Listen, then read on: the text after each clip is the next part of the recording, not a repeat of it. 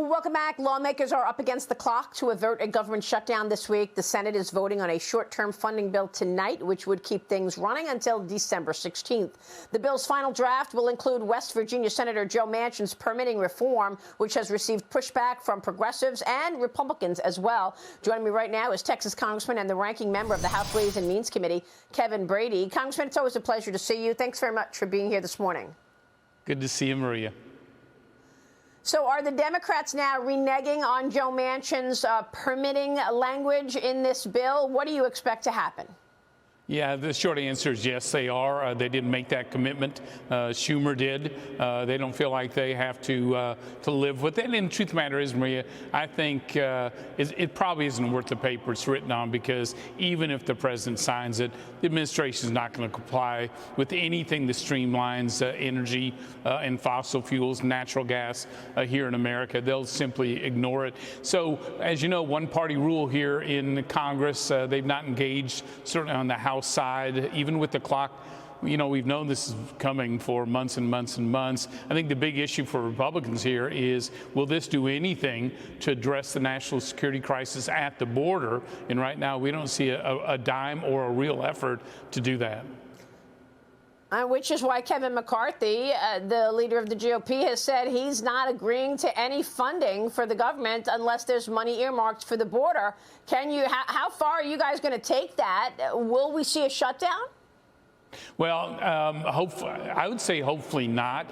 Certainly Democrats have the votes they need if they can get their act together. I think that's the real question here. They've got the White House, the House, the Senate. They should be able to do this. They're going to have to tackle some infighting among their crowd. They've been doing this now for a year and a half, and we'll see if they can get their act together.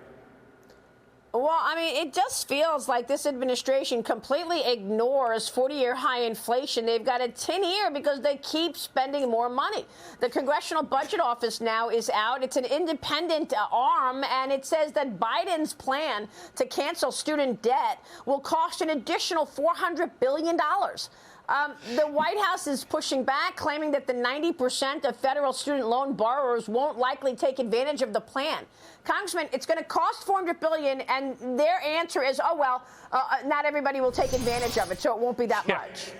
It's crazy, Maria. So, and that $400 billion, frankly, doesn't count some of the other giveaways they do in there. The true number is probably closer to $600 billion, and it's real. They're hyping it. The administration's hyping this. This is their big campaign issue, and so you can expect every dollar there to be spent. And you look, too, at the economy. So, look, it's a cruel economy under Joe Biden, but it's deteriorating. We're seeing the GDP projections downgraded. Obviously, unemployment's worsening. I know inflation as well, but I noticed that the Conference Board's leading economic index went below 0.4% for August. That 6-month average.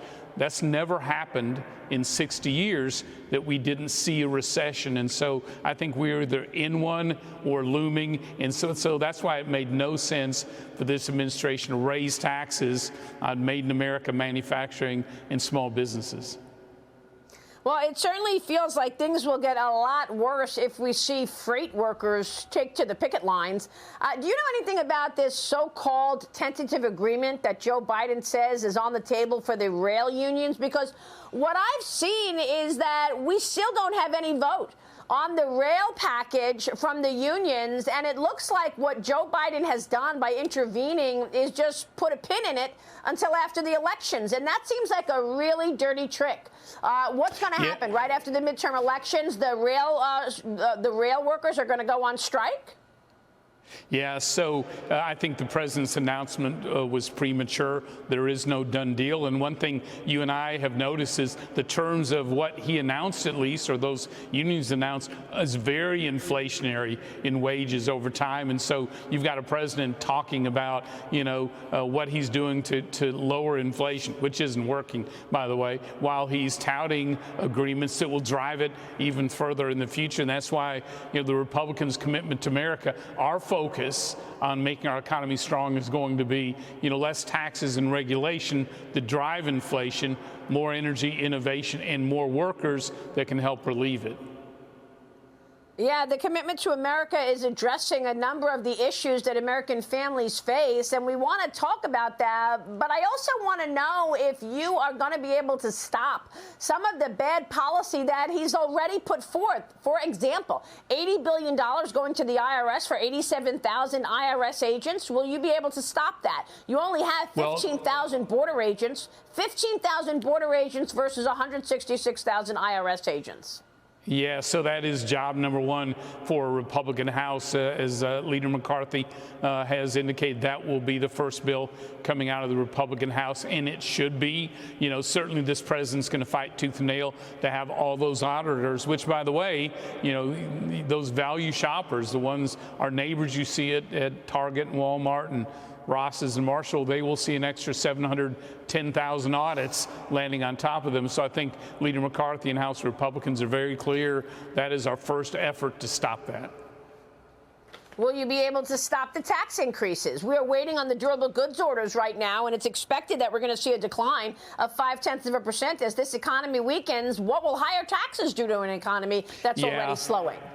Yeah, no question. One, I think you're going to see a couple approaches here. One is to repeal the tax hikes, especially on Made in America manufacturing, small businesses. The Democrats brought about, but you're going to see an effort to make our tax cuts permanent, to lock in those lower taxes for families and small businesses and create certainty for the pro-growth provisions.